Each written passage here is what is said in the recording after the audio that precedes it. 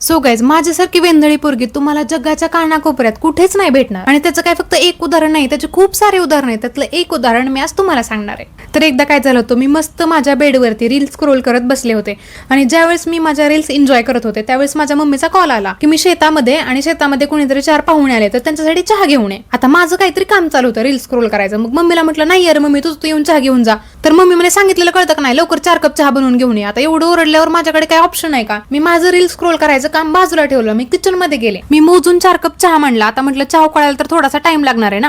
मग मी पुन्हा मोबाईल घेऊन आले आणि माझं रील स्क्रोल करायचं काम चालू ठेवलं. 5 मिनिटांनी मी बघितलं तर चहा जसाच्या तसा. मग मला कळालं की मी गॅसच ऑन नाही केलेला. मला त्यावेळेस जाम राग आला होता, पण मी माझा राग थोडासा बाजूला ठेवला. मी गॅस पुन्हा ऑन केला, चहा उकळायला ठेवला आणि 10 मिनिटांनंतर चहा उकळला. मग मी मस्त मम्मीने कपड्यात ठेवलेले कप बाहेर काढले आणि 4 कपामध्ये असा समान चहा गाळला. ओके, आणि मी तो घेऊन जाणारच होते तोपर्यंत मम्मीचा पुन्हा कॉल आला की अजून कोणीतरी आले तर 1 कप एक्स्ट्रा बनव. मी मम्मीला सांगते की मी अगोदर 4 लोकांचा चहा बनवलाय, आता एक्स्ट्रा कसा बनवू? मम्मी म्हणे देवाने 2 हात दिलेत ना, अजून 1 कप ठेव. हे काय आहे? म्हणजे मी माझं काम बाजूला ठेवून मी 4 कप चहा बनवला होता आणि तो घेऊन जाताना मला कळालं की अजून 1 कप एक्स्ट्रा बनवायचा आहे. पण माझ्या बॉडी मधली एक सेल सुद्धा अजून 1 कप चहा ठेवायला रेडी नव्हती, कारण माझ्या बॉडी मधली एकूण एक सेल आळशी आहे. मग मी काय केलं, अजून 1 कप घेऊन आले आणि त्या 4 कपातला थोडा चहा मी 5व्या कपामध्ये ओतला. पण ते बघितल्यावर मला नंतर वाटलं की अरे यार, या 5 कपामध्ये चहा खूपच थोडा दिसतोय. हा घेऊन गेला तर लोक बोलतील अरे यार ही पोरगी किती चेंगटी आहे. हा विचार पण माझ्या डोक्यामध्ये होता. पण मला 5व्या कपाचा चहा पण बनवायचा नव्हता आणि लोक मला चेंगटी म्हणतील हे पण मला मान्य नव्हतं. मला असं वाटत होतं की मी एका मोठ्या महायुद्धात फसले. मग मी काय केलं असेल, त्यावेळेस मी माझ्या ब्रेनची एक सेल वापरली आणि मी काय केलं, मी थोडंसं पाणी घेतलं आणि 5 कपामध्ये थोडं पाणी टाकलं.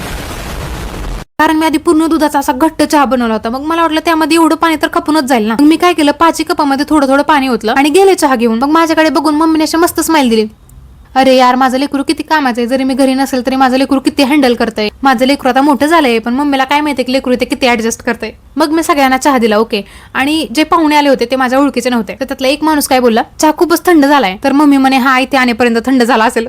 आणि इथे म्हणजे काय, मला फक्त घराच्या पाठीमागे घेऊन जायचं होता. आता मम्मीला कोण सांगणार की इथे आणेपर्यंत चहा थंड नाही झाला, मी त्यामध्ये पाणी ओतलंय म्हणून चहा थंड झालाय. आणि मम्मी पूर्ण वेळ या भ्रमामध्ये होती की अरे वा, माझ्या पुरीने चहा बनवून आणला. आणि बाकीच्या लोकांचा चहा पिऊन होईपर्यंत मी तिथेच उभा होते. मी सगळ्यांचे कप वगैरे गोळा करून घेऊन रूम मध्ये घेऊन आले. रात्री ज्यावेळेस मम्मी रिटर्न आली त्यावेळेस मम्मी म्हणे की का ग चहा एवढा थंड झाला होता. पण मी जर माझी ट्रिक मम्मीला सांगितलं असते ना, मम्मीने माझं थोबाड लाल केलं असतं. त्यापेक्षा मी शांत राहणं प्रेफर केलं.